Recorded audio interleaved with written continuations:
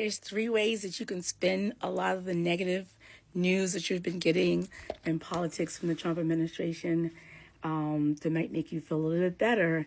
The first thing is that when you see things like the AI generated video of Trump like dropping poop on protesters, or the Department of Labor's like silly posters of white men, or the White House posted a bunch of nonsense. What you see when you see that is sophomoric, juvenile, below the esteem of the White House.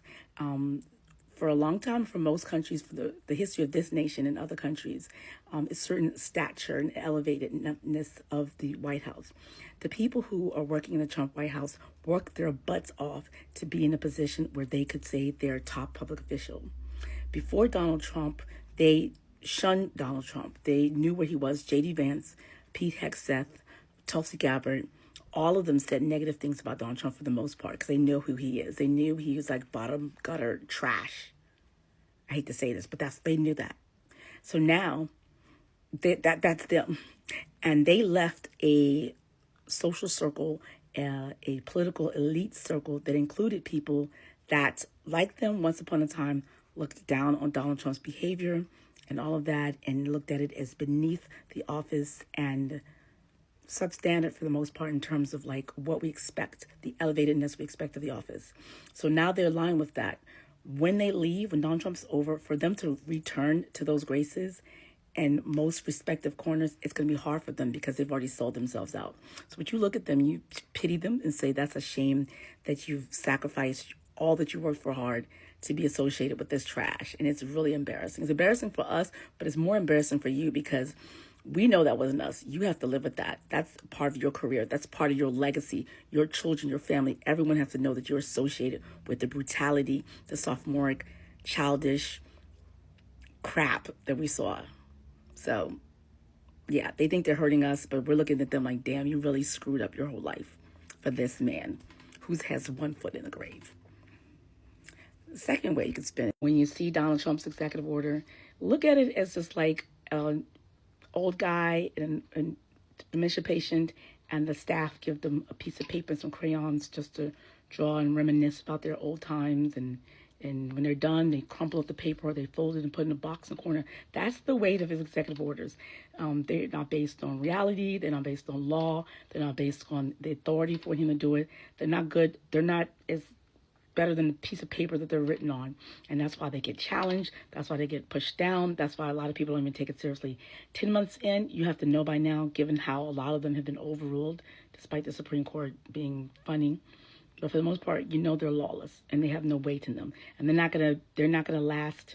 They're barely gonna last a year, but they're definitely not gonna last this term, however long that is.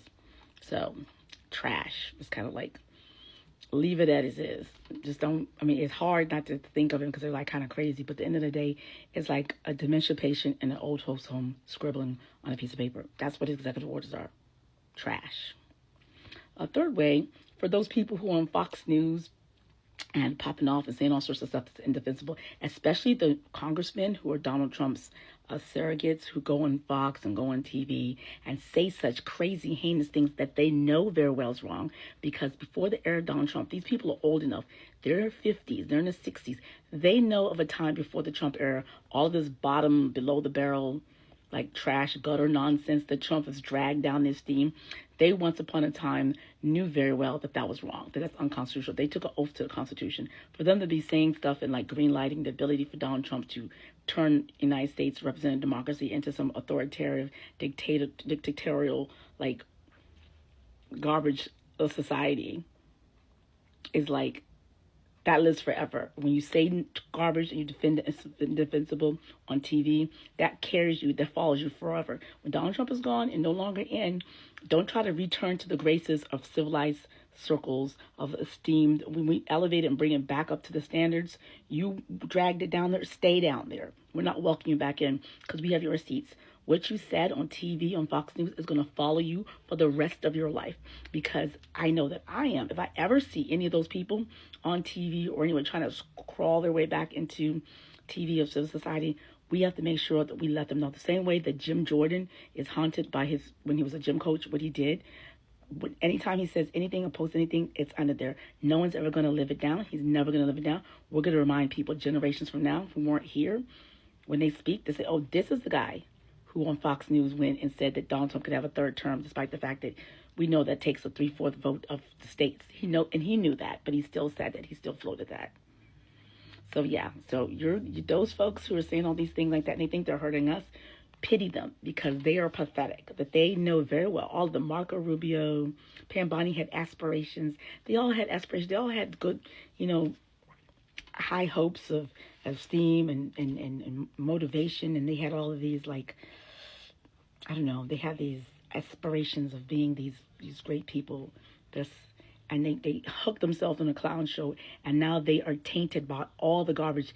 And when the things that Donald Trump did in the Epstein file that he's been trying to hide comes out, you too now say that you are the standard bearer, you are the weight carrier, you are the defender of that, and the stench of every single thing he does stays on you, and it stinks on you for the rest of your life, for the rest of your career, and we're never going to let you forget it. So you just keep on popping off, and it's kind of like, yeah, your time has come. We're biding our time. TikTok Pam Bondi, TikTok Christy Nome, TikTok Tom Holman, TikTok Marco Rubio, TikTok Stephen Miller, TikTok Russell Vogt, TikTok Trisha McLaughlin. Keep popping off. Share the video for anyone who needs some inspiration.